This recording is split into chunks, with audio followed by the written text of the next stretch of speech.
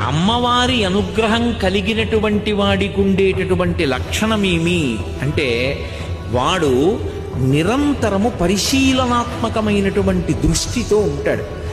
ధర్మం వైపుకి అడుగు వేస్తాడు తప్ప అధర్మం వైపుకి అడుగు పడకుండా ఆవిడ జాగ్రత్తగా పుదివి పట్టుకుని ఎప్పుడూ ధర్మం గురించి ఆలోచించేటట్టుగా చేస్తుంది.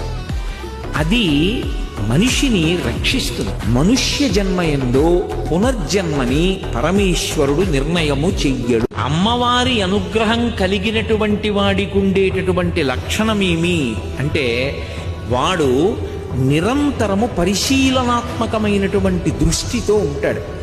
ధర్మం వైపుకి అడుగు వేస్తాడు తప్ప అధర్మం వైపుకి అడుగు పడకుండా ఆవిడ జాగ్రత్తగా పుదివి పట్టుకుని ఎప్పుడూ ధర్మం గురించి ఆలోచించేటట్టుగా చేస్తుంది.